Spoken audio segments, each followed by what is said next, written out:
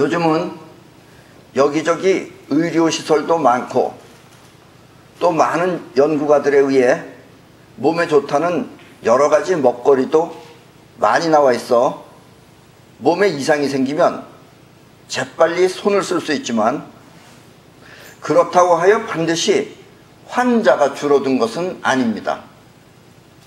의료시설이 많이 좋아지고 이러면 환자가 줄어들어야 되는데 환자는 또 여전히 많다 이런 얘기입니다. 지금부터 22년 전에는 요즘같이 의료시설이 좋지 않았습니다. 서울과 대도시에는 그런대로 병원시설이 잘 갖추어져 있었지만 이 도시를 벗어나면 거의 열악한 환경이었습니다. 그래서 나는 사단법인 밝은마음 활동회를 통해 왜 아픈지, 내 이 병이 어떻게 생긴 건지, 왜 아픈지, 그리고 이것이 치료는 될 수 있는 것인지, 그 아픈 이유와 나을 수 있는 가능성을 알려주기 위해 해마다 1,000명 이상의 환자를 돌보는 무의촌 의료봉사를 12년간 전개하였습니다. 그리고 그때부터 병을 고치는 병원보다 근본적으로 병에 걸리지 않거나 또 병이 생겼더라도 저절로 없어지는 방법은 없을까 하면서 고심을 하였습니다. 왜냐하면 우리가 하루 동안 의료봉사를 하면은 물론 가능한 한 환자들한테 오랜 시간 먹을 수 있도록 약을 우리가 충분히 그래도 주긴 했습니다. 그렇다고 해서 그 약을 먹는다고 해서 반드시 낫는다라는 생각이 들지 않는 거예요. 그리고 사실 또 이 자리를 통해서 그 당시에 그 12년 동안 같이 다니면서 그 의료봉사를 했던 의료진들한테 다시 한번 감사의 말씀을 드립니다. 어쨌든 의료봉사를 가면은 물론 그분들이 약은 충분히 한번 먹는다 하더라도 꼭 낫는다는 보장이 없어서 어떻게 하면은 이 의료시설이 없는 데서도 쉽게 날 수 있는 방법이 없는가 하는 생각을 그때부터 해왔습니다. 사람이 아프면 병원에 갑니다. 그렇다면 사람이 아닌 개나 고양이 그리고 다른 동물들은 어떻게 할까요? 그들도 우리와 같이 몸을 갖고 있다면 틀림없이 우리처럼 병이 있을 것입니다. 그렇다고 그들이 병원을 만드는 것은 아닙니다. 그럼 동물들은 아픈 몸을 어떻게 치료를 할까요? 처음에는 이렇게 사람이 아니라 의료시설이 없는 동물들부터 찬찬히 살펴보기 시작했습니다. 물론 요즘은 사람들 덕분에 동물병원도 많이 생겨서 요즘은 개들도 다 병원에 다녀요. 그래도 동물들은 병원을 찾지 않고 스스로 치유하는 방법을 택해서 하고 있습니다. 사람이 데려가지 않으면 자기네들이 알아서 뭔가 자기네들이 스스로 고치는 방법이 없는 게 아니더라고요. 유심히 잘 살펴보니까 개들도 또 고양이들도 또 다른 짐승들도 나름대로 아팠을 때 하는 방법이 있습니다. 그러나 거의 같은 방법입니다. 우리도 한동안 개를 길러봤었습니다. 그런데 우리 집 개는 잘못 먹었거나 그렇게 해서 몸이 아프면 일단 사람이 가까이 접근하는 것을 싫어합니다. 그리고 주는 것도 먹지 않고 햇살이 따뜻한 땅에 가서 몸을 납작 엎드려 잠을 잡니다. 지금 저 모습입니다. 그렇게 몇 시간이고 있다 보면 일어나서 어슬렁거리며 움직이거나 아니면 오랜 시간 먹지 않고 그 자세로 잠을 잡니다. 그러다 보면 어느새 일어나 다시 기분 좋게 활동을 하는 것입니다. 동물들은 우리 집 개뿐만 아니라 고양이도 역시 똑같이 그렇게 합니다. 저 사진처럼.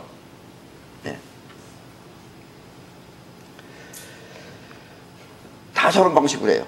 근데 꼭 땅에 가서 이렇게 들어 누워서 합니다. 또 인도나 동남아시아에 가면 몸이 아프거나 다 죽어가는 사람을 땅속에다 파묻고 얼굴만 나오게 하여 몇 시간씩 놔둡니다. 그리고 그렇게 반복하면 아픈 몸이 낫거나 아니면 죽어가는 사람도 깜짝같이 낫는다는 것입니다. 예, 지금 저 사진에 보다시피 저 사람들이 저기 지금 저렇게 환하게 웃고 앉아 있지만 이게 지금 몸은 전부 다 지금 땅속에다 묻어놓은 상태예요. 예, 저렇게 하고선 1시간이고 2시간이고 있어요. 그러니까 팔도 못 움직이는 거죠. 예, 저럴 때 얼굴로 와서 누가 뭐 이렇게 버리락 떠서 이렇게 저기 얼마 쩐지 몰라요. 근데 저렇게 하고 있습니다.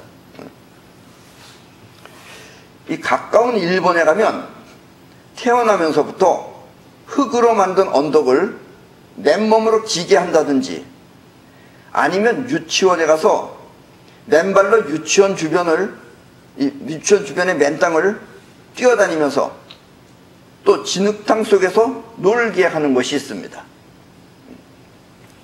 그러면 이제 5살, 6살 먹은 어린아이들이 어른과 똑같이 42km라고 하는 긴 거리, 마라톤 코스가 42km입니다. 42km의 마라톤 코스를 끄떡없이 완주하는 것입니다. 이게 5살이에요. 우리나라 나이로 하면 5살, 6살. 저런 애들이 42km를 뛰어요. 그리고 또 평발인 아이들, 평발 알죠? 바닥이 이렇게 평평한 아이들. 이런 아이들도 저절로 나서 멀쩡한 발이 됩니다. 그리고 아토피나 피부병에 걸린 아이들도 저절로 나서 튼튼한 몸이 됩니다. 예, 그래서 이렇게 진흙탕 속에 들어가서 저런 걸 해요. 공부는 거의 안 해요. 저런 것만 해요. 예. 공부는 나중에 크면은 저절로 다 한다 그래가지고 저 원장 선생님 가르치지도 않아요. 저런 거, 수영, 흙탕, 맨발로 뛰기, 이런 것만 합니다. 저런 유치원이 있는 반면에 또 다른 유치원도 있어요. 그 유치원은 아이들이 졸음이 오면은 밖에 나가서 맨발로 맨땅을 20분 정도 뛰게 하고 들어옵니다. 그러면 애들이 잠이 오는 게 아니고 졸음도 쫓고 또 집중력이 상당히 높아진다고 합니다. 그래서 아이들은 2년 동안에 책을 최하 2,000권 이상을 읽으며 또 주산도 최하 2급 이상을 전부 다 따게 해서 쉽게 말하면 천재를 만들고 있습니다. 예. 그러니까 애들이 맨발로 맨땅을 뛰고 들어오면은 피곤하고 졸리운 게 아니라 집중력이 상당히 강해진다고 합니다. 그 이유는 조금 이따가 말씀드리겠습니다. 우리나라에도 최근에 텔레비를 보면 병원에서 가망 없다고 판정받은 사람이 자연인이라는 이름으로 산속에 들어가 약초나 자연식을 먹으면서 생활을 하니까 몸속의 병이 모두 나았다고 하면서 기적과 같은 생활을 하고 있습니다. 나도 중고등학교 시절에는 산속에 들어가서 무술을 하며 맨발로 산을 뛰어다녔고 또 나무 위에 올라가 잠을 자곤 하였습니다. 예, 저 때는 고등학교 1학년 때입니다. 예. 원래 그 전에는 1년 동안 가서 있었어요. 그래서 저렇게 해서 저 위에 나무에서 잤어요. 나는 왜 나무에서 잤느냐, 그때 나에게 무술을 지도하던 그 선배들이 있었는데 그 선배들은 자꾸 나보고 땅에서 자라는 거예요. 근데 난 나무 위에서 잤어요. 왜냐면 사실 그때 나는 서울에서 좋은 침대에서 침대 생활을 했던 터라 그들과 같이 땅에서 자는 것이 나는 싫었습니다. 예. 그러면 선배들이 땅에서 자야 아픈 몸이 낫는다는 것이었습니다. 물론 저 때는 나무를 보면 발로 찼어요. 차고 다니고 주먹으로 치고. 그래서 나는 항상 주먹이랑 이런 데는 아팠어요. 발도 아프고. 그래서 난 그때 그렇게 생각했어요. 아니, 이 아픈 맛에 운동을 하는 것이지 안 아프려면 뭐하러 운동을 해? 하면서 그들의 말을 듣지 않았습니다. 그러면 선배들이 땅에서 자야 나중에 늙어서도 아프지 않는다면서 나중에라도 아프면 땅에서 자라고 나한테 일러주었습니다. 예. 근데 그때는 틀리질 않았어요. 그러나 나이가 들면서 그때 운동하던 생각은 나지만 땅에서 자라는 선배들의 말은 까맣게 잊어버리고 있었습니다. 난 오히려 그 사람들이 무슨 좀 걸렁뱅이들 같기도 하고 그래가지고 그렇게 많이 주무세요. 나는 병원에 가면 됩니다. 그 당시 그렇게 생각했어요. 그래서 나는 그 땅에서 자라는 선배 말을 까맣게 잊고 있었습니다. 사실 그때도 나는 선배들과 함께 땅에서 잠을 자는 것이 마치 거지 같아서 몸에 닭살이 나도록 싫었습니다. 예. 그래서 나는 나무에서 잤어요. 예. 그것도 고생 많이 하면서 잤어요. 처음에는 줄도 한번 묶어놨다가 한번 어떻게 되나 해서 툭 떨어져 봤더니 숨이 막혀서 죽는 줄 알았어요. 그렇게 몇 번 해가지고 그러고 하다 보니까 자도 자는 게 아니에요. 예. 뭐 옆에 뭐가 지나가는 소리 다 들으면서 자요. 예. 이 나는 취미가 오디오입니다. 예. 지금 저 사진에서도 보다시피 저기 내가 오디오실이에요. 사실 내 귀는 스피커 소리를 들으면 이 플러스와 마이너스 선이 바뀐 것까지 알아낼 정도로 소리에 매우 민감합니다. 그리고 나만의 스튜디오를 만들어서 밤을 새워가며 몇 달 동안 계속 기계 속에 파묻혀서 살았습니다. 작은 방에 너무 많은 기계가 있다 보니까 난방을 하지 않아도 겨울에는 전자파, 뭐 사실 전자파는 아니지만 전자파로 방이 후끈후끈할 정도였습니다. 물론 전자파가 방을 따뜻하게 하는 것은 아닙니다만 그렇게 방 안은 기계열로 가득 차 있었습니다. 그리고 나는 그곳에서 뇌출혈로 쓰러졌습니다. 그리고 그 뒤로 그럭저럭 생활은 하였지만 자꾸만 어지러운 것이었습니다. 예, 뇌출혈로 쓰러지고서 병원에 가서 몇 달 있다가 어쨌든 감마나이프라는 거에다가 치료를 받고서 나왔어요. 그런데도 한동안 신경을 쓰고 그러면 자꾸 어지러웠어요. 그래서 친구가 유명하다는 한의원에 가서 한 달만 약을 먹으면 깨끗이 없어진다고 했는데 석 달을 먹어도 별 효과가 없었습니다. 예. 그래서 이게 뭘 약을 먹어도 안 되고 그래서 뭐 방법이 없다 싶었을 때 퍼뜩 생각났던 것이 산에서 들었던 선배들의 말이었습니다. 예. 땅에서 자야 나중에 늙어도 아프지 않는다. 그 말이 생각난 거예요. 그래서 나는 우리 회사 앞에 있는 산을 오르기 시작했습니다. 저 앞에 있는 산을. 다행스러운 것은 저 앞에 있는 산은 원래 야산이었는데 이 구청에서 내가 가기 1년 전쯤에 공원으로 깨끗하게 다 이쁘게 만들어놨어요. 이렇게 산에 올라가 맨발로 맨 땅을 밟기 시작한 지 한 일주일쯤 지나니까 서서히 어지럼증이 없어지는 것을 느꼈습니다. 그리고 얼마 후에는 정말 깜짝같이 어지럼증이 없어졌습니다. 약을 먹은 것도 아닌데. 네. 그러나 아직 몸이 완전하게 건강한 것은 아니기 때문에 조심조심 몸조심을 해가면서 무리하지 않게 맨발로 맨 땅을 밟았습니다.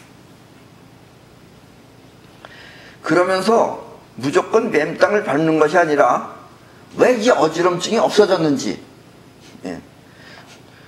또 나뿐만 아니라 외국에도 찾아보니까 외국에서도 이렇게 해서 환자들이 많이 낫다는 거예요. 그 왜 외국의 환자들은 많이 낫는지 그 비밀을 파헤쳐 보고 싶었습니다. 왜냐면 먹은 것도 아니고 아무것도 한 게 아닌데 그냥 땅만 걸었을 뿐인데 이런 게 왜 없어지느냐. 물론 신발 신고 거는 건 아닙니다. 맨발로 걸었습니다.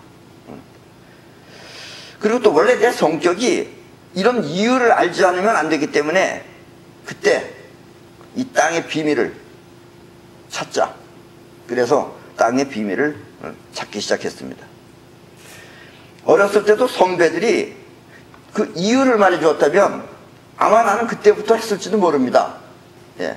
선배들이 어떻게 해서 무슨 이유 때문에 이렇게 하면 몸이 괜찮아진다 하는 걸 말해줬으면 했을지도 모르는데 우리 거기 있는 사람들은 대부분 그 산에 들어온 게 그 사람들은 나는 그래도 중학교로서 졸업하고 갔지만 그 사람들은 7, 8살에 들어온 사람이에요. 평생 학교를 다녀본 적이 없어요. 예. 그래서 기껏 안다는 게 겨우 한자 정도 하는 사람들이에요.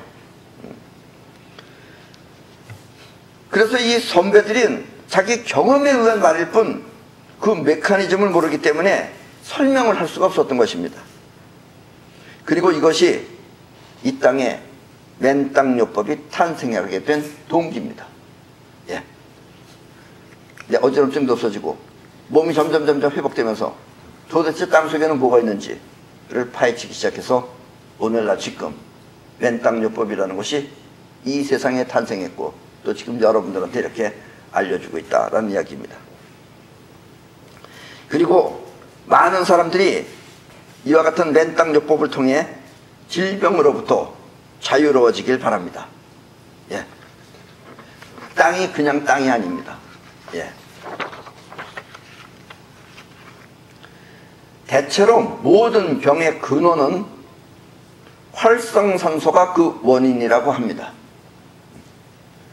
물론 골절이나 신체에 이상이 있는 경우를 빼고 말입니다. 어디가 부러졌거나 어디가 삐 같아가지고서 뼈에 이상이 있는 것, 이런 것은 뭐 병이라기보다는 그거는 고장난 거죠. 기계가 고장난 거랑 같은 거예요. 그건 수리해야 돼요. 그렇지 않고 질병은, 그냥 생긴 질병은 이 활성산소가 만들어내는 것이 거의 다라고 그렇게 말하고 있습니다. 활성산소가 만들어지는 이유 중에 첫 번째가 바로 과식입니다. 근데 이 활성산소라는 게 우리 몸에 많이 생기면은 이것이 병을 만드는 거예요. 근데 이 활성산소가 만들어지는 이유 가운데 첫 번째가 바로 과식입니다. 예. 그래서 배불리 많이 먹으면 일찍 죽는 것입니다. 예. 옛날에 우리 학교 가난할 땐 배부르게 많이 먹어라 이런 말을 많이 했는데 그런 말 하면 안 됩니다. 배불리 많이 먹으라는 빨리 죽어라 하는 얘기랑 비슷합니다. 배불리 많이 먹으면 활성산소가 많이 생깁니다. 그리고 두 번째는 운동입니다. 또 우리 건강하려면 운동 많이 하라고 그러잖아요. 나도 어렸을 때 운동을 많이 해봤는데요. 우리 고등학교 때 나 말고 또 운동을 많이 했던 친구가 있어요. 그 친구는 그 당시에 나이가 21살이었습니다. 그리고 우리 고등학교 2학년 때 그 친구가 대한민국 미스터 코리아였어요. 이 유채미 하는 친구였습니다. 근데 그 친구는 얼굴이, 물론 나보다 나이가 조금 더 많았었는데 얼굴이 거의 한 40대 가까웠어요. 아마 그 친구 지금 살았으면 어떻게 됐는지 모르겠네요. 네. 근데 운동을 그렇게 많이 했는데 왜 저 친구 저렇게 늙는지 모르겠어요. 예. 그래서 두 번째가 운동입니다. 많은 사람들이 건강을 위해서 운동을 하지만 사실 운동은 과하게 하면 도리어 일찍 죽을 수 있습니다. 활성산소가 많이 생겨요. 그 활성산소가 많이 생기면 늙는 겁니다. 여러분들 늙는 게 활성산소 때문에 그래요. 그리고 세 번째는 호흡입니다. 우리 산에서도 나는 단전호흡이라는 걸 산에서 쭉 배웠어요. 그래서 단전호흡을 통해서 호흡을 느리게 합니다.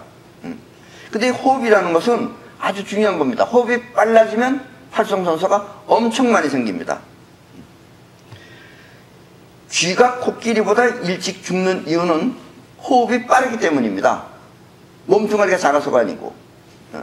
이 말은 무슨 얘기냐면 코끼리는 70년을 사는데 쥐는 길어야 수명이 1년입니다. 대부분은 7, 8개월이면 죽어요.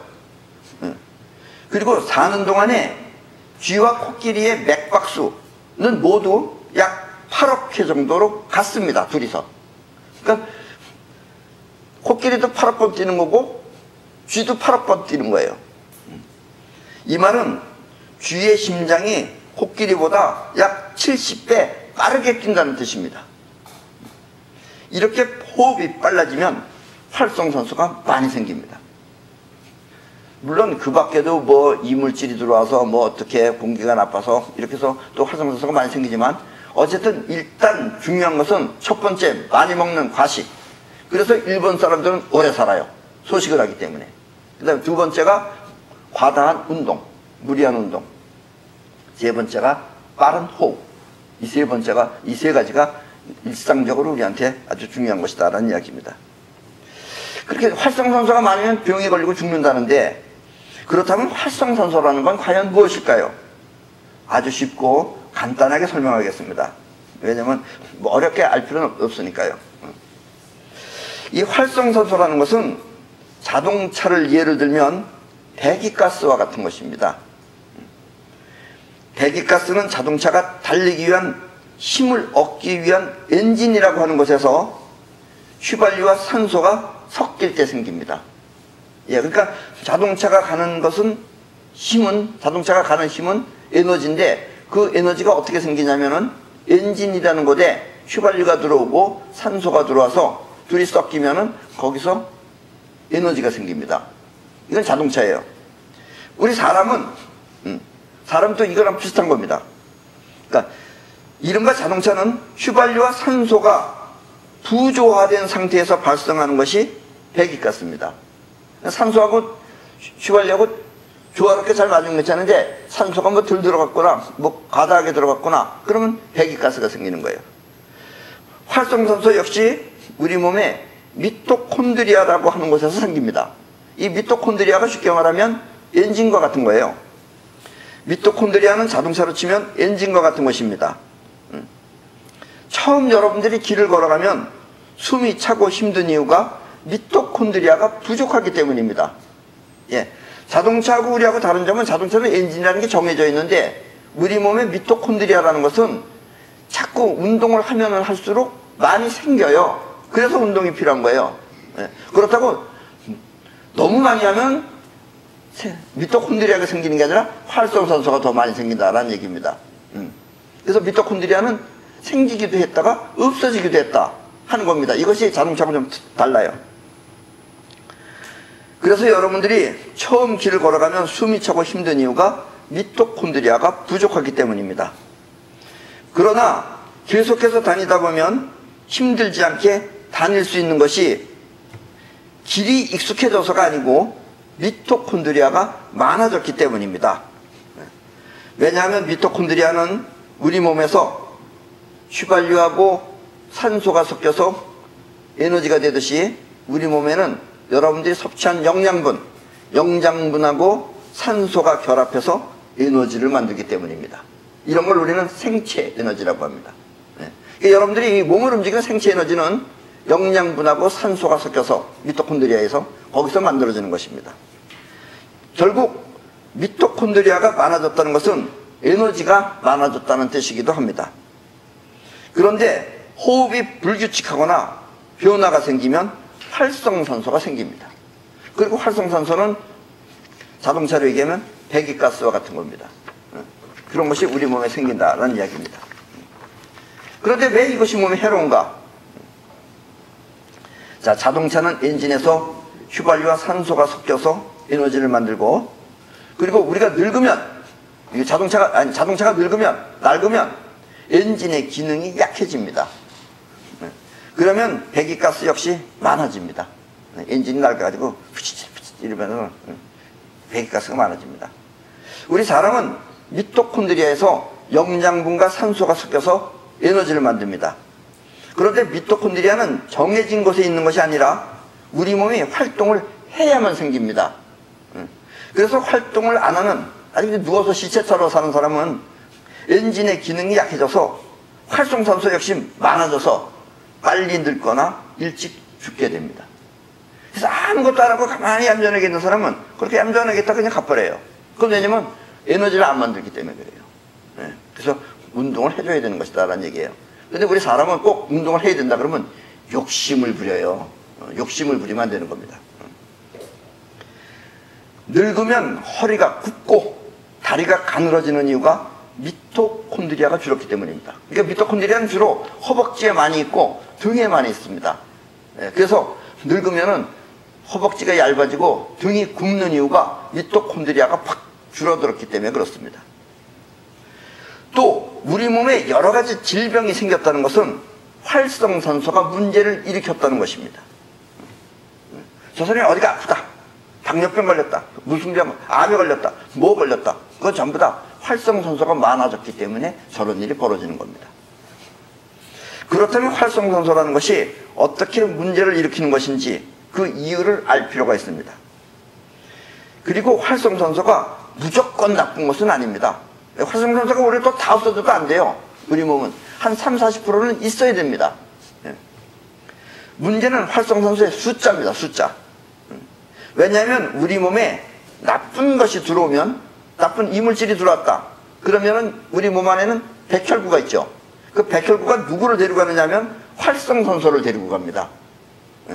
그러면 활성산소가 그 나쁜 것들을 무찌르는 겁니다. 이 무찌른다는 말을 하니까 또 여러분들, 무슨 활성산소가 무술을 하나, 총칼을 쓰나, 그런 게 아닙니다. 자, 그렇다면 왜 활성산소가 이렇게 좋기도 하고 나쁘기도 한 걸까요? 쉽고 간단하게 설명하면 활성산소는 이 산소라는 분자가 있는데, 이 산소의 분자 중에서 활성산소라는 것하고 그냥 산소하고 뭐가 틀리냐면, 보통은 이 모든 분자가 원자 핵이 있고, 그 다음에 중성자도 있지만 원자 핵이라는 건 플러스입니다. 그러면 그 주변에 마이너스 전자가 돌고 있어요.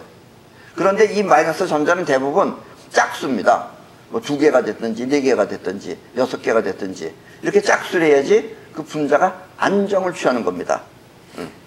그런데 활성산소는 그 외곽에 하나가 더 있는 거예요. 그러니까 홀수인 거예요. 모든 물체는 전자를 짝수로 갖고 있어야 안정된 상태를 유지하는데, 활성산소는 쉽게 말해서 전자 하나가 더 있어 불안정한 상태의 산소를 말합니다. 그래서 활성산소는 나름대로 안정을 찾으려면은 다른 곳에서 전자 하나를 뺏어오든지, 아니면 자신의 그 하나 남은 전자를 줘버리든지, 다른 곳에 줘버리든지, 이렇게 해서 짝수를 만들어 가지고 안정을 취하려고 합니다. 그래서 외부로부터 들어온 해로운 것이 들어오면은 백혈구가 활성산소를 데리고 갑니다. 그럼 활성산소가 그 이물질한테 전자를 하나 뺐든지, 아니면 자기 거 하나를 전자한테 줘버리든지, 그렇게 하면 적이 제거가 됩니다. 그렇게 되면서 뺏기고 뺐든지 하면은 적이 나쁜 이물질이 물로 변해버려요. 그래서 물로 변해버리면 그 물은 우리 몸에 흡수가 돼서 저절로 없어집니다. 이것이 활성산소가 나가서 싸우는 방법이에요. 그런데 활성산소가 이 수명이 굉장히 짧습니다. 뭐 어떤 거는 몇 초 가는 것도 있지만 대부분 0.00 몇 초예요. 그러니까 그 순간에 빨리빨리 해쳐야 되는 거예요. 그래서 가급적이면 빠른 시간 안에 자신의 전자 하나를 주든지, 아니면 이물질이 없으면 멀쩡한 우리 몸에서 하나를 뺏어와야 합니다. 그래서 우리 몸에 나쁜 적이 많이 들어오면 활성산소는 전자 전쟁을 할 수 있어서 좋은데, 적이 없으면 그때는 멀쩡한 우리 몸을 공격하는 것입니다. 그래서 활성산소가 자신의 전자를 우리 몸에 염색체라고 하는 것에다가 하나 던졌다. 그래서 그리고 염색체에 가서 활성산소에 전자가 하나 가서 끼면은 그 염색체는 균형이 깨져버립니다. 그리고 그 전자가 들어온 그 부위는 이물질로 인해서 점점 그 이물질의 덩어리가 커지게 자라게 됩니다. 이렇게 해서 몇 년이고 자라고 있다가 보면은 여러분들이 병원에 가면은 뭐라 그럴 것 같아요? 그게 바로 암입니다. 그러니까 암이라고 하는 것은 활성산소 하나가 더 들어와서 그것이 여러분들의 염색체를 망가뜨려서 그것이 나중에 커져가지고 된 이물질입니다. 이렇게 우리 몸은 활성산소로 인해 암, 동맥경화증, 당뇨병, 뇌졸중, 심근경색증, 간염, 신장염, 아토피, 파킨슨병, 자외선과 방사선에 의한 질병 등 거의 모든, 그리고 노화, 늙는 것 또한 활성산소가 그 주범인 것입니다. 그렇다면 이런 활성산소 얘기하고 우리가 맨발로 맨 땅을 밟는 것하고 무슨 관계가 있을까요? 대부분의 많은 사람들은 활성산소를 줄인다고 하면서 항산화 식품을 먹고 있습니다. 왜냐하면 그 이유는 항산화 식품들이 전자를 많이 가지고 있기 때문입니다. 이른바 이 전자라는 게 뭐냐 그러면 여러분들 과일 중에도 전자들이 많이 있는 과일은 전자들이 많이 있는 과일, 전자가 많이 들어있는 과일. 1번 마른 과일, 2번 싱싱한 과일, 3번 썩은 과일. 몇 번? 예. 싱싱하다라는 것은 전자가 많다는 뜻이에요. 예. 그런데 과일 놔둬보세요. 조금 있으면 시들어집니다. 시들어지는 건 전자가 바깥에 꽃하고 뺏겼기 때문에 그럴 거예요. 예. 그래서 우리가 비싼 항산화 식품을 먹고 있는데 그 이유는 항산화 식품이 이른바 싱싱하다는 겁니다. 싱싱하다는 것은 곧 전자가 많다는 뜻입니다. 그리고 이렇게 몸에 좋다는 항산화 식품의 전자는 어디서 생겨난 것이냐? 그게 전부 다 땅에서 생겨난 겁니다. 등푸른 생선 이런 것들도 전자를 많이 가지고 있습니다. 그 이유는 바닷속 안에서 역시 마찬가지로 전자를 많이 가지고 있기 때문에 그렇습니다. 그래서 우리가 이런 음식들은 대부분 비싸요. 비싸고 그래서 우리가 그걸 먹으면 또 왜 괜찮아지느냐? 그 안에 전자를 많이 가지고 있기 때문에 이 전자가 우리 몸의 활성산소를 없애버리는 겁니다. 그래서 이 항산화 식품이라는 것은 전자가 많고 그 다음에 이 전자는 전부 다 땅에서 생겨난 겁니다. 땅에 있는 전자를 식품 안에 들어갔고 그걸 우리가 먹으면 우리 몸에 들어오는 겁니다.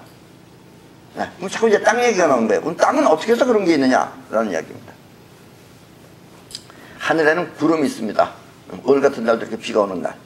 이 구름이 있으면은 이 구름이라는 것은 이제 점점 커지게 되면은 양전화, 즉 플러스 전자를 가지고, 즉 플러스를 가지고 있는 양전화는 물방울 위로 올라갑니다.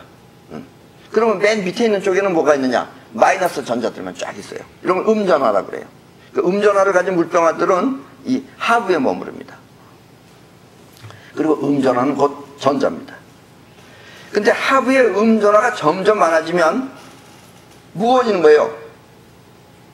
그러면 이것은 지상에 양전화가 있는 쪽으로 떨어지려고 합니다. 그럼 지상의 양전화라는 건 뭐냐? 예를 들면 나무 위에 여긴 플러스예요.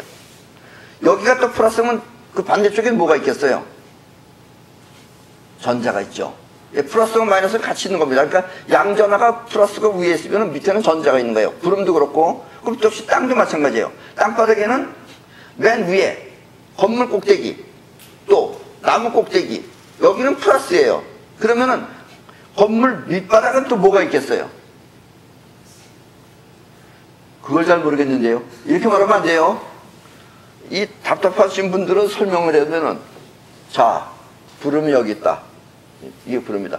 이쪽에는 플러스가 있고 이쪽에는 마이너스가 있다. 그러면은 땅에는 이렇게 있으면은 여기는 플러스고 밑에는 뭐가 있겠는가? 이렇게 물어보면 꼭 어떤 사람들은 그걸 잘 모르겠다고 자꾸 얘기하는 사람이 있어요. 여기가 플러스면 밑에는 마이너스고 여기가 플러스면 밑에는 마이너스가 되는 겁니다. 이렇게 해서 플러스 마이너스 쪽에 있는 것이 플러스 쪽으로 내려오려고 합니다. 그래서 내려와. 그때 생기는 게 뭐예요?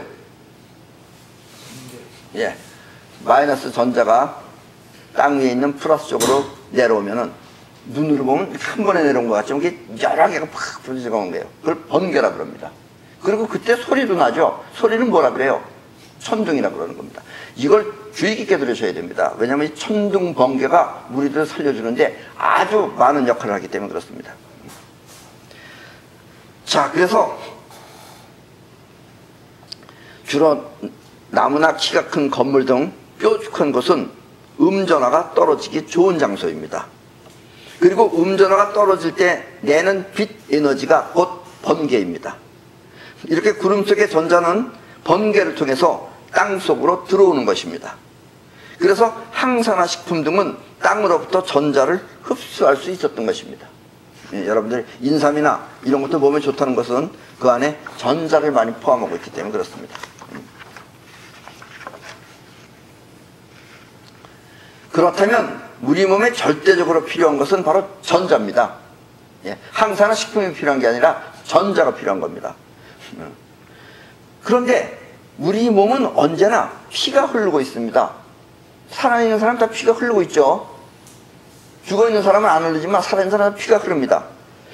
여러분들은 어렸을 때 이 책받침 같은 거 있잖아요. 책받침. 그걸 머리에다가 막 비벼가지고서 이렇게 되면 종이가 달라붙어요. 그런 거 해보셨죠? 예. 머리를 막 비빈 다음에 순간적으로 떼서 종이 같은 것에 대면은 종이가 책받침에 달라붙는 것. 이것은 책받침이 정전기를 갖고 있기 때문에 그렇습니다. 그래서 이 서로 마찰을 일으키면은 정전기가 생깁니다. 그러니까 우리 몸에 피가 막 돈다는 것은 피 혈관하고 마찰을 일으키는 거예요. 그래서 우리 몸은 항상 정전기가 있는 거예요. 여러분들이 정전기가 있다는 것은 겨울에 되면은 확실하게 알 수 있습니다. 왜냐면 우리 몸도 이 피가 흘러서 이 혈관벽하고 사이에서 마찰이 생겨가지고 정전기가 만들어지면은 겨울에 차를 탈 때 아니면은 쇠붙이 가까이 가면은 파란불이 칙 하면서 손이 찌릿하게 오는 것이 정전기가 빠져나갈 때 일어나는 사건입니다. 그게. 그렇게 정전기라는 것도 뭐냐면 정지되어져 있는 전기라는 뜻이에요. 정지되어 있다가 갈 곳만 만나면 얼른 피어나가는 거예요.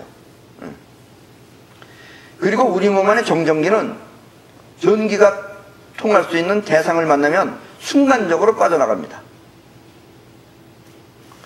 이렇게 얘기하면 또 여러분들이 이런 의심도 생겨요. 아 그래 맞아, 겨울에는 확실히 찌직하고서 전기가 나가. 근데 여름에는 괜찮네. 그럼 여름에는 나는 피가 안 도는 거야? 이렇게 생각하면 안 되는 겁니다. 여러분들도 여름에 피가 돌죠. 피가 돌면 여러분들이 몸 안에 정전기가 생겼겠어요? 안 생겼겠어요? 그걸 모르겠다니까요. 이렇게 말하면 안 돼요. 생겼어요. 생겼는데 여러분들은 여름에는 뭐가 나요? 더우면 땀이 나죠. 그 땀이 났기 때문에 벌써 빠져나간 거예요, 그게. 근데 몸에 있는 땀이 나갔기 때문에 찌직을 안 한 것 뿐이에요. 예, 그래서 여름에도 여러분들은 정전기가 있는 겁니다. 없는 게 아니에요. 난 여름이면 정전기가 없어. 이렇게 말하면 안 돼요. 겨울에 있고 여름에 있고 다 있는 겁니다. 그래서 여러분들이 여름에는 괜찮은 이유는, 쇠붙이를 만져도 괜찮은 이유는 땀을 통해서 정전기가 몸 밖으로 빠져나갔기 때문에 그렇게 된 것입니다. 이렇게 우리 몸에 정전기가 생기면 우리 몸은 활성산소가 증가합니다. 정전기가 생겼다는 자체로도 활성산소가 증가해요. 그리고 정전기도 일종의 전기이기 때문에 볼트수가 높아지면 우리 몸속에서 번개 치듯이 몸에 충격이 됩니다. 정전기라는 것도 전기입니다. 전기라는 것은 전기의 압력을 볼트라 그래요. 그러면 쓰러져서 사망할 수도 있는 겁니다. 안에서 번개를 치면은. 그리고 정전기는 우리 몸 속에서 여러분들은 이 잡념이라는 거 있잖아요. 잡념. 또 근심, 걱정. 이런 걸 여러분들이 왜 생기는지 몰라요. 그래서 멘탈요법을 주의 깊게 잘 들으셔야 됩니다. 여러분들이 잡념이 있는 거는 살아있는 사람이기 때문에 당연히 있는 것이 아니고 여러분들의 몸뚱아리 안에 있는 정전기가 잡념을 일으킵니다. 범민도 일으키고. 얘도 뭘 하는 거예요, 안에서. 얘도 전기이기 때문에 뭘 해요. 그러면 뇌신경에다 그런 걸 전달해주면 여러분들이 잡념이 많은 거예요. 그럼 이 생각, 저 생각해서 잠이 안 온다 그러면서 불면증이 걸렸다 뭐 이러면서. 불면증은 그 병 아닙니다, 그거. 정전기는 우리 몸속에서 근심, 걱정 등 염려하는 마음을 불러일으키기도 합니다. 그래서 일본의 천재 유치원 아이들은 맨발로 맨 땅을 뛰고 들어오면 집중력이 강해지는 것입니다. 이렇게 잡념이 없어졌기 때문에 집중력이 강해지는 거예요. 그리고 맨발로 맨 땅을 밟으면 몸속의 정전기가 모두 빠져나가서 잡념이 일어나지 않기 때문에 그러는 것입니다. 예. 우리 몸이 땅에 닿으면은 우리 몸도 전기가 통하는 도체입니다. 그리고 땅도 역시 마찬가지로 전자가 있고 전기가 통해요. 그러니까 우리 몸이 땅에 닿으면은 우리 몸에 있는 정전기는 싹 빠져나갑니다. 땅으로. 몸속의 정전기는 높은 층에 살면 살수록 전압이 높아집니다. 전압을 말할 때 우리는 흔히 볼트라는 단어를 쓰는데 여러분들도 아실 겁니다. 자, 1.5V짜리 건전지 할 때 1.5V. 그리고 우리가 지금 쓰는 이 전기는 220V죠. 220V 전기 할 때 이 볼트가 바로 그것입니다. 그리고 볼트는 위치가 높으면 높을수록 전압이 올라가게 됩니다. 대체로 우리 몸속에 볼트는 정전기가 있으니까 우리 몸도 전기가 있는 거예요. 볼트는 1m씩 올라갈 때마다 약 100V씩 올라간다고 합니다. 그러니까 높은 곳에 있으면은 여러분들은 점점 전압이 높아지는 거예요. 그리고 날씨가 추워지면은 많게는, 적게는 2배, 많게는 4배 이상 더 높아집니다. 이 말은 무슨 얘기냐? 그리고 이렇게 몸속의 볼트수가 높아지면 정전기는 우리 몸속에서 몇만 볼트 돼봐요. 그럼 뭘 하겠어요? 거기서 안에서 번개칩니다. 그래 번개치면은 여러분들이 충격을 받고 쓰러집니다. 그러면 사람들은 뭐라 그러냐? 그걸 심장마비 걸렸다고 해요. 네. 요즘은 우리나라에도 고층 아파트를 많이 짓고 있습니다. 그리고 높은 층일수록 경관이 좋다고 하면서 많이들 선호하고 있습니다. 내가 이걸 또 발표하면은 또 이 부동산 하는 분들이 좀 기분이 좀 안 좋아지시겠지만 뭐 그건 어쩔 수 없습니다. 그래서 경관이 좋다고 높은 층을 많이 살아요. 25층, 30층 이런데. 우리나라는 한 해에 평균 약 3만 건 정도의 심장마비 환자가 발생합니다. 그리고 그 중에 70%는 집에서 일어난다고 합니다. 집에서 일어나요. 외국 같은 경우도 마찬가지입니다. 뭐 그냥 우리나라만 그러겠어요? 외국도 마찬가지죠. 이 캐나다의 의사협회가 발표한 토론토 지역, 토론토 알죠? 토론토가 캐나다에 뭐예요? 수도예요? 안 살아서 잘 모르는군요. 어쨌든 캐나다에 가면 토론토라고 있어요. 그 토론토 지역에 2006년부터 2011년 사이에 심장마비 환자 8,000명을 분석해본 결과 1, 2층에 거주한 심장마비 환자의 생존율, 거기서 심장마비 환자 다시 살아난 사람은 4.2%예요. 그럼 또 여러분들 애게 그거밖에 안 돼? 4.2%. 어쨌든 3층 이상의 생존율은 2.6%입니다. 그럼 16층 이상 1%예요. 25층 이상 몇 퍼센트 것 같아요? 예, 전멸했습니다. 다 죽었어요. 30명이었는데 거기 25층 사람들 다 죽었어요. 결국 우리의 건강은 이렇게 땅과 가까울수록 좋은 것입니다. 또 얘기하니까 어떤 사람은 난 땅속에서 살아야 되겠네. 그건 또 안 됩니다. 땅속은 지전율 때문에 안 됩니다. 그래서 가능한 여러분들은 1층에 사는 것이 가장 좋습니다. 물론 아파트 같은 경우에는 좀 습기 관계가 있기 때문에 그렇지만 어쨌든 1층에 사는 것이 좋습니다. 이렇게 우리 몸은 전기가 통하는 전도체입니다. 그리고 땅 역시 전자가 가득한 전도체입니다. 여기서 맨땅이라고 하는 것은 반드시 전기가 통하는 흙으로 된 땅만을 말합니다. 이 아스팔트는 전기가 안 통합니다. 전련체예요. 그래서 아스팔트는 맨땅이 아닙니다. 맨땅이라는 건 그냥 땅이라는 의미가 아니고 흙으로 된 땅만을 말해요. 지구를 말해요. 그리고 이 지구는 1초에 200번 이상 번개를 칩니다. 우리가 지금 안 들린다고 해서 안 치는 게 아니에요. 어딘가는 치고 있는 거예요. 1초에 200번 동안 번개를 쳐서, 그리고 번개는 아까도 뭐라 그랬어요? 땅속에 전자를 가득 채워놓습니다. 그런데 여기서 주의해야 할 아주 중요한 사항이 있습니다. 활성산소가 전자를 만나면 없어진다고 하니까 모든 전자가 다 똑같이 그렇다는 것은 아닙니다. 예를 들면은 220V에 한쪽은 전자고 한쪽은 플러스예요. 그래서 전기가 흐른다는 것은 전자가 플러스 쪽으로 가면은 그때 전류가 흐릅니다. 그래서 만약에 여러분들이 이 220V에 있는 이 0V짜리 전자를 여러분들의 몸하고 연결하면은 큰일 나는 겁니다. 그럼 여러분들은 오히려 백혈병이나 이런 병이 더 많이 걸려요. 암이나.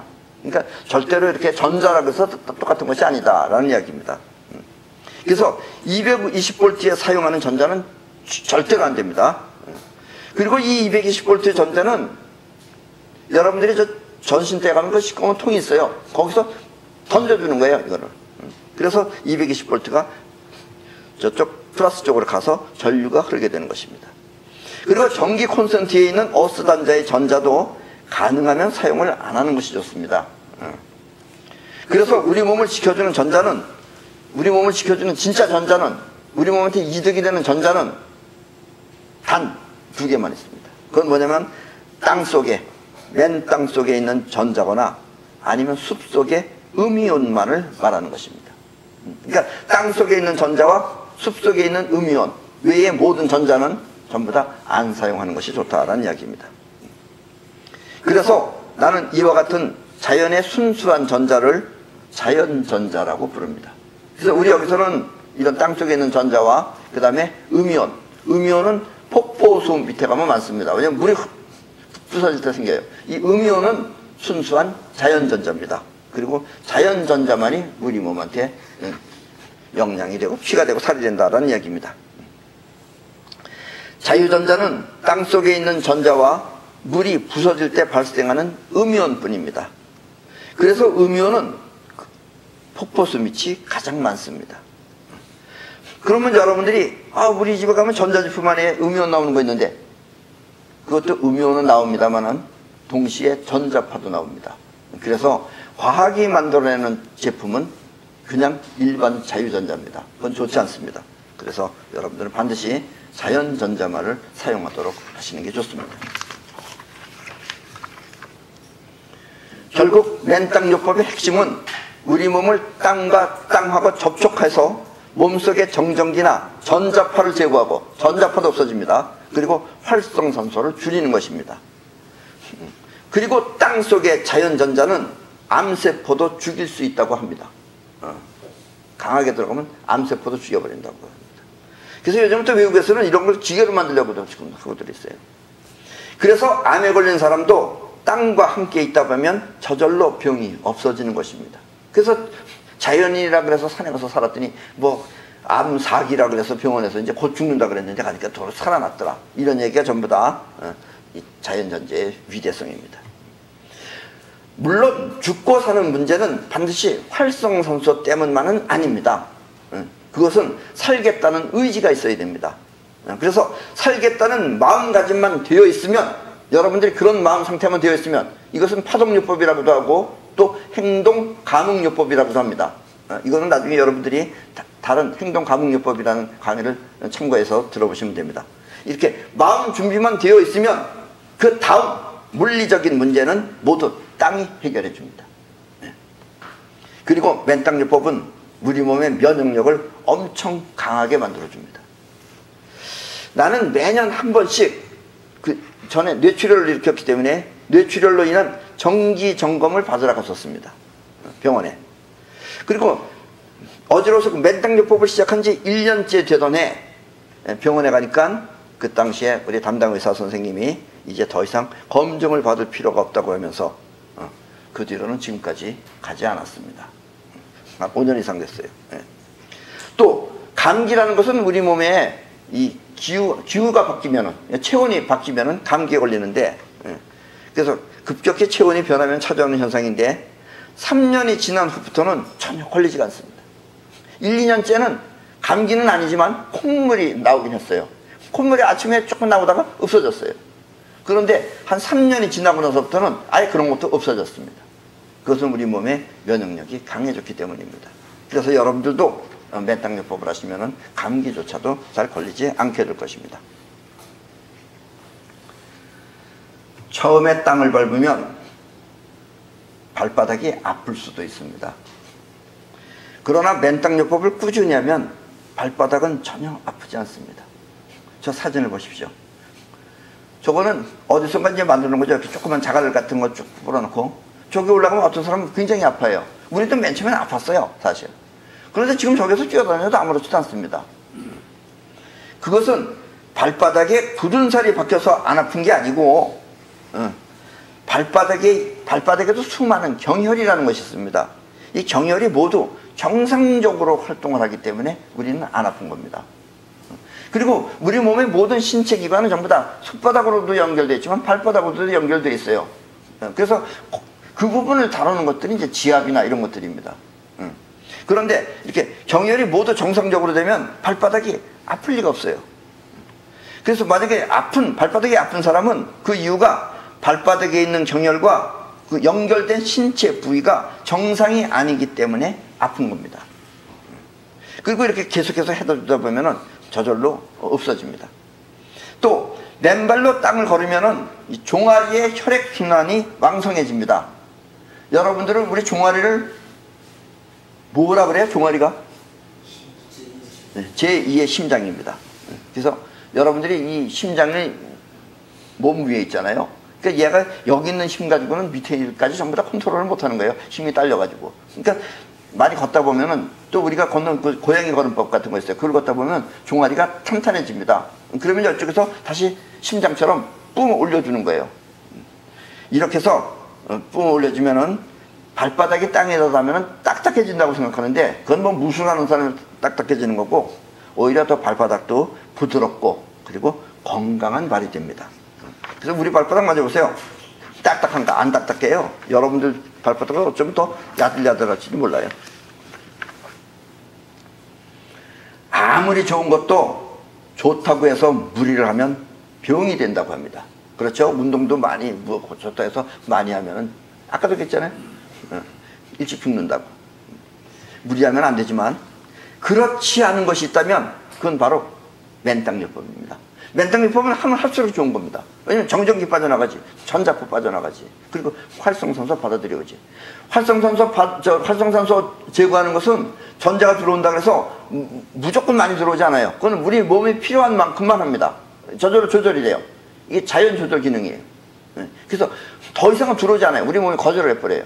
그러니까 안심하시고 맨땅요법은 오래 해도 좋습니다. 그러니까 맨땅요법은 반드시 걷는 것이 맨땅요법은 아닙니다. 걷는다는 운동은 맨땅요법에 들어있는 한 부분이고 맨땅요법의 근본은 땅과 우리 몸을 대는 게 맨땅요법이에요.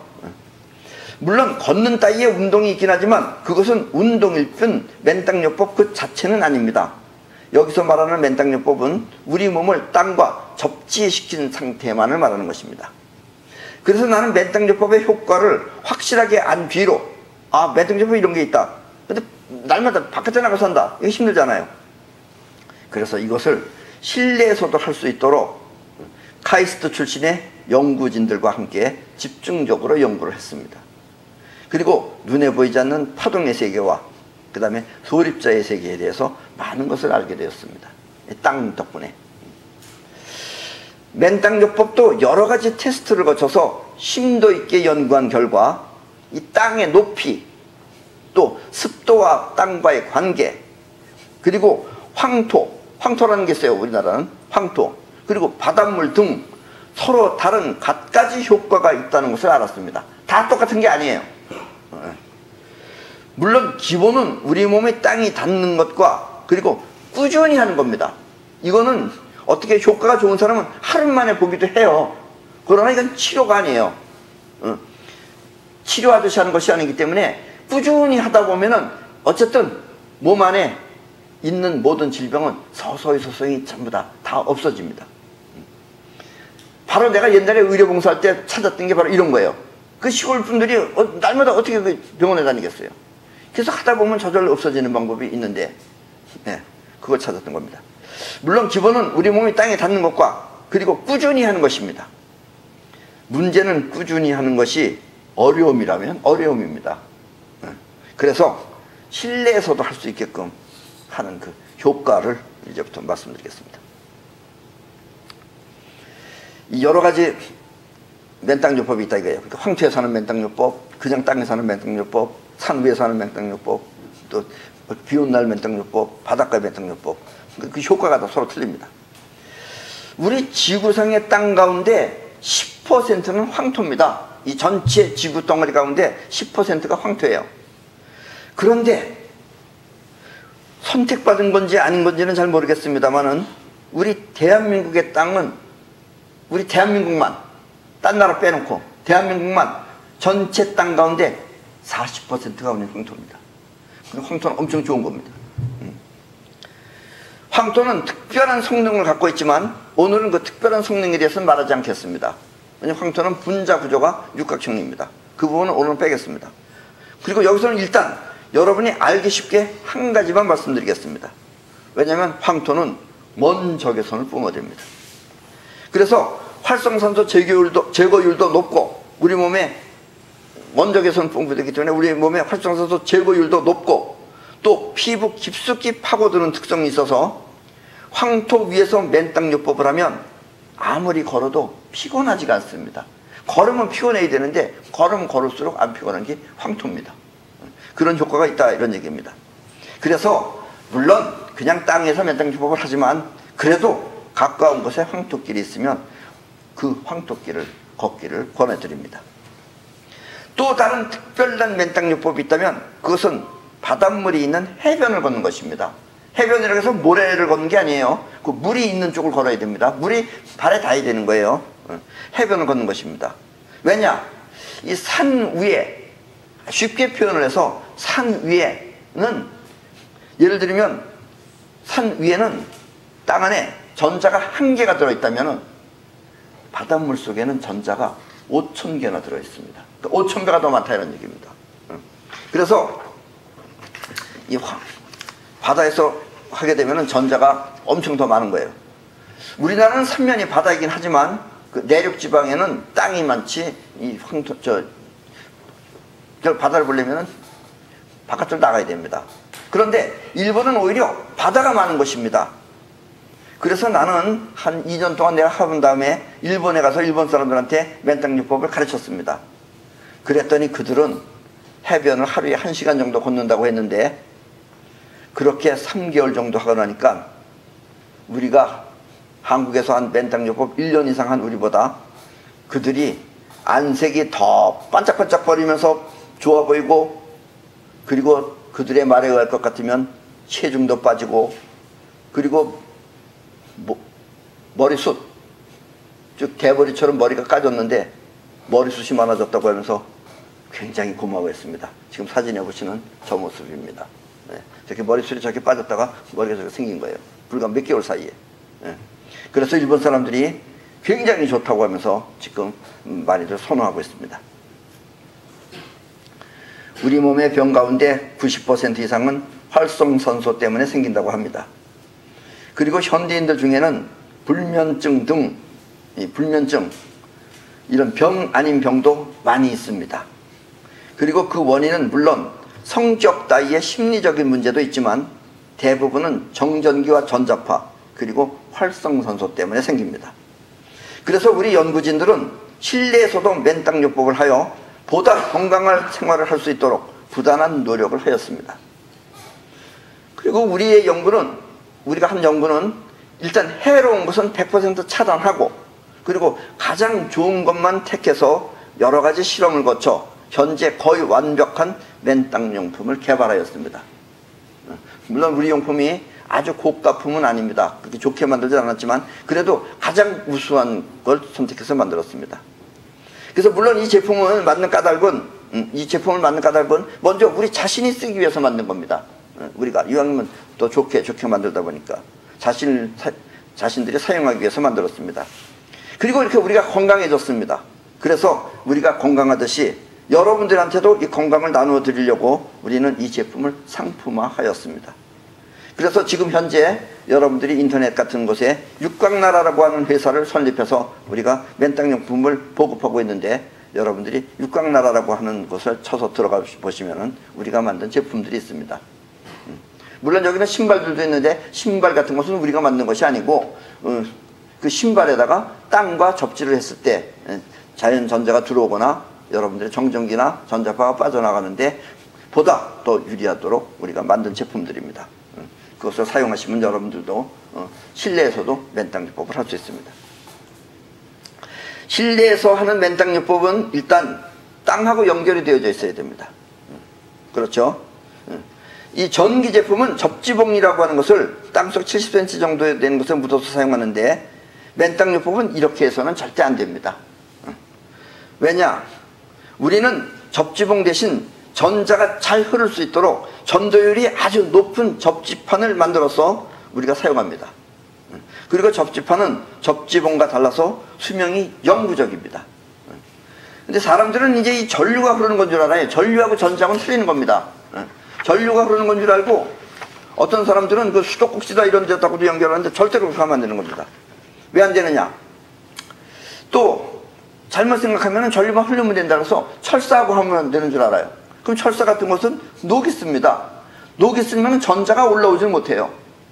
그래서 줄도 좋은 줄을 써야 되는 겁니다. 그래서 연결선 역시 녹이 쓰는 철사 따위는 사용해서는 절대로 안 됩니다. 어떤 사람은 또 무턱대고 땅과 연결하면 되는 줄 알고 수도 파이프다 아니면 가스 배관에 연결하는데 이렇게 하면 효과도 전혀 없을 뿐더러 나중에 가스 폭발 등 커다란 위험이 따를 수도 있습니다. 그래서 절대로 그렇게 하시면 안 되고 여러분들은 우리가 말하는 대로 접지판 같은 것을 구입해서 여러분들이 우리 여기서 만든 선을 사용해서 가장 짧은 거리에 하셔야 됩니다. 왜냐면 이 전자라는 놈은 속도가 느립니다. 여러분들 전류와 전자를 맨 처음에 자꾸 착각을 해요. 전류라는 것은 전자가 플러스 쪽으로 갈 때 그럼 여기 이제 전기에 장이 생기는 거예요. 그 장을 통해서 전류는 흐르는 겁니다. 그래서 전류는 1초에 30만 킬로를 달려요. 근데 전자는 아주 속도가 느립니다. 속도가 느리고 조금이라도 저항이 있거나 그러면 가질 못해요. 넘어가질 못해요. 그래서 아주 전도율이 좋은 선을 사용해야 되고 전도율이 좋은 것을 써야 됩니다. 그래서 우리가 그것을 개발해서 찾아내서 지금 나온 제품들이 맨땅용품들이 지금 육각나라에서 지금 보급하고 있다 하는 이야기입니다. 왜냐하면 자연전자는 이동 속도가 매우 느려서 10초에 1cm 정도밖에 움직이지 않습니다. 그래서 여러분들이 맨땅요법을 할 때도 반드시 20분 이상을 해줘야지만이 몸에 흡수가 되기 시작합니다. 우리나라는 이 벽의 두께나 건축 방식이 땅과 멀어서 아무리 가까워도 1m가 안 됩니다. 그러니까 여러분들이 전기 콘센트에 있는 것 어스선도 쓰면은 그 선이 길게 복잡하게 가 있어요. 그래서 전류가 정전기가 빠져나가는 데는 상관없는데 잔전자는 거의 안 들어온다고 생각하셔야 됩니다. 멀면 못 들어요. 도달하기 전에 이미 끝나버려요. 깨버려요. 그래서 짧게 해야 됩니다. 그래서 우리는 짧아봐야 1m밖에 안 되는데 우리 일본 사람들은 틀립니다. 왜냐면 우리 일본에 있는 친구들은 바로 침대 옆에 그리고 일본은 그 벽이 전부 다 우리처럼 그렇게 세면이나 돌이 아니에요. 그냥 그 창고 같은 거 만드는 식으로. 근데 겉보기는 안 그래요. 그런 식으로 만들었기 때문에 그냥 뚫으면 드릴로 뚫으면 금방 뚫립니다. 그래서 일본은 짧으면 30cm밖에 안 돼요. 바깥에서 들어오는 동안이. 그러니까 이 사람들은 자연전자가 들어오는 확률도 상당히 높은 겁니다. 그래서 일본 사람들이 맨 처음에 우리가 가르쳤는데 일본 사람들은 짧은 거리에서 이렇게 설치하고 자면 잠은 물론 다 숙면 취합니다. 왜냐면 전자가 다 빠져나갔기 때문에 숙면 취해요. 그리고 피부나 혈색이 너무나 벤질벤질하게 좋은 거예요. 그래서 짧게 사용을 하셔야 됩니다. 옛날에 산에서 생활하던 선배들이 우리 선배들이 얼굴이 굉장히 좋았어요. 뭐 제대로 먹지도 못하고 사람들이 왜 이렇게 얼굴은 반질반질 빛나나 그랬더니 그 사람들이 그렇게 맨땅요법을 했기 때문에 그렇습니다. 대체로 잠은 6시간 이상 자기 때문에 긴 시간 맨땅요법을 할 수 있는 것으로서는 잠이 역시 최고입니다. 그래서 잠잘 땐 반드시 맨땅요법을 하도록 하십시오. 그래서 우리가 맨땅요법 이불도 만들고 또 요도 만들고 베개도 만들었습니다. 베개를 꼭 사용하셔야지 머리가 시원합니다. 또 하나 여러분들이 실내에서 꼭 해야 될 것은 컴퓨터를 할 때입니다. 왜냐하면 컴퓨터는 여러분들 전자판을 많이 받습니다. 그래서 컴퓨터를 할 때는 필수적으로 맨땅에 접지를 하는 맨땅용품을 사용해야 됩니다. 왜냐하면 맨땅과 접지한 상태에서는 전자파의 영향을 받지도 않을 뿐더러 여러분들의 몸에 있는 정전기나 전자파가 다 빠져나가기 때문에 그렇습니다. 그리고 몸속의 정전기도 동시에 빠져나가서 집중력 또한 상당히 높아집니다. 그러면 여러분들은 잡념 없이 업무에 열중할 수가 있습니다. 컴퓨터를 할 때는 발과 자판기 밑에 저 제품 있죠? 저건 바로 우리 집입니다. 나는 발판에도 놓고 쓰고 있고 모든 자판기 옆에는 다 붙어 있습니다. 저기 맨땅용품을 설치하고 하면 되고 또 침실에서는 꼭 해야 될 게 먼저 베개부터 하셔야 됩니다. 머리가 시원해져요. 그 다음에 요 하셔야 됩니다. 그리고 이왕이면은 이불까지 하시면. 그리고 여러분들이 더 많이 받기 위해서는 우리가 만든 내복도 있습니다. 저거 내복은 전기가 통하는 겁니다. 저 내복을 입고 자면 온몸이 다 받아들이게 됩니다. 모두 설치하는 게 좋습니다. 그리고 심한 병에 있을 때는 티셔츠나 잠옷까지 모두 맨땅용품을 사용하면 훨씬 높은 효과를 볼 수가 있습니다. 이렇게 실내에서 맨땅 생활을 하더라도 가능한 한 일주일에 4일 정도는 직접 맨땅을 밟으면서 맨땅요법을 하시기를 권합니다. 우리는 물론 집에는 좀 설치되어 있지만 일주일에 4번을 꼭 합니다. 왜냐하면 우리 몸의 활성산소를 제거하는 데는 몸을 땅에 직접 대는 것이 가장 좋은 방법이기 때문입니다. 폭포가 있는 산길이면 더할 나위 없이 좋겠지만 그렇지 않으면 일단 평지라도 계속해서 걷도록 하십시오. 돌이나 가시 등이 있는 위험한 곳에서는 우리가 만든 맨땅 신발을 신고 하면 됩니다. 저 맨땅 신발은 물론 저걸 신으면은 밑이 좀 딱딱하니까 지압 효과는 덜하지만 그러나 정전기가 빠져나가거나 자연전자가 들어오는 데는 큰 지장이 없습니다. 맨땅 신발은 맨발로 걸을 때와 똑같이 맨땅 효과를 볼 수 있도록 만들어 놓은 것입니다. 그리고 돌이나 가시 등이 있는 위험한 곳에서는 맨땅 신발을 신고 하는 것이 좋습니다. 그리고 황토길이나 해변이면 더할 나위 없이 좋습니다. 우리 사람의 행복이라는 것은 여러분들은 사람의 행복이 뭐 심리적인 것 같지만 애석하게도 심리적인 행복은 자기 감정에 의한 것이고 진짜 우리가 행복감에 젖는다고 하는 것은 이 지구가 갖고 있는 지구 주파수하고 우리 뇌파가 맞았을 때가 가장 행복한 행복감을 느낀다고 합니다. 그리고 아까도 얘기했지만 이 지구가 가지고 있는 지구 주파수라는 건 무엇이냐? 그거는 아까도 얘기했지만 하늘에서 구름에 있는 마이너스 전자가 밑으로 내려올 때 번쩍하고 불빛이 나는 것은 번개, 그리고 우르릉 쾅쾅 하고 나는 소리가 천둥입니다. 이 천둥 소리가 1초에 지금 200번씩 지금 계속해서 지구에서는 하고 있어요. 그렇기 때문에 여러분들 지금 현재 귀에는 들리지 않지만 그 파장이 지구 전체에 지금 대기권 안에 둘러싸여져 있습니다. 그것을 바로 지구 고유 주파수라고 합니다. 그리고 우리 인간은 이 고유 주파수하고 우리 뇌파가 맞았을 때 가장 행복한 행복감에 젖는다고 합니다. 그래서 여러분들이 맨땅요법을 하면은 산 같은 데서 하면은 기분이 좋아지는 이유가 바로 이 지구 고유 주파수하고 동화했기 때문에 그런 겁니다. 공명했기 때문에. 땀이 촉촉히 나올 정도로 걸으면서 자연과 함께 여유로운 마음을 가지면 우리는 모두 지구 고유 주파수와 동조가 돼서 행복해집니다. 그리고 땀이 촉촉히 나올 정도로 걸어야 됩니다. 맨땅요법 할 때는. 왜냐면 땀이 촉촉히 나올 정도로 걸으면은 우리 몸속에 독소가 땀으로부터 전부 다 빠져나오기 때문에 그렇습니다. 그래서 이렇게 자연과 함께 맨땅요법을 하면 우리 몸의 면역력은 완벽하리만큼 건강해집니다. 아직도 많은 사람들이 그 이유를 몰라서 지금 안 해서 그런 거지, 이와 같은 이유를 알게 되면은 여러분은 이 건강 생활은 또 이렇게 먼저 시작한 여러분부터 시작한 여러분들이 건강한 모습을 보면은 다른 사람들이 이제 여러분들을 보고 아 정말 맨땅요법을 해야 되겠군. 그래서 이제 동참을 하기 시작할 것입니다. 한편 생각하면 맨땅요법은 누구나 할 수 있는 손쉬운 방법이긴 하지만 그래도 주의해야 할 점이 있고 또 어떻게 하면 더 효과가 있는지 이 전문적으로 지도할 수 있는 전문가가 필요합니다. 아직은 몇 명 안 돼요. 그래서 우리는 맨땅요법의 이모저모를 알기 쉽게 지도할 수 있는 맨땅 지도사를 배출해서 사회에 공헌토록 준비하였습니다. 그리고 앞으로는 이와 같은 맨땅 지도사의 활력이 여기저기 활발하게 진행되도록 기대하고 있습니다. 물론 맨땅을 걷는 것이 일단 우선입니다. 근데 어떤 사람들은 맨땅 걷는다 그러면 또 무리하게 산을 막 올라가는 사람이 있어요. 무리하게 올라가도 상관없습니다. 왜냐면 맨땅이기 때문에 어차피 플러스 마이너스 제로가 되기 때문에 상관없지만 그럴 필요는 없습니다. 왜냐면 산 꼭대기에 올라가면 큰 효과가 없어요. 맨땅 효과에. 그래서 이런저런 맨땅 효과에 모든 속속들이 생활에 필요한 것은 지도해 줄 수 있는 지도사가 필요합니다. 그래서 우리가 이 지도사 자격증을 우리가 가질 수 있도록 우리가 전부 다 준비를 해놨습니다. 그래서 우리 모두는 맨땅요법을 해서 미연의 병을 방지하고 또 온갖 질병에서 벗어나 건강한 몸을 만들 수 있도록 우리는 많은 연구를 했습니다. 그리고 이 맨땅 지도사 자격증도 취득해서 가족은 물론 또 사회 전체가 건강해지도록 활기찬 사회를 만들어가는데 우리가 노력했습니다.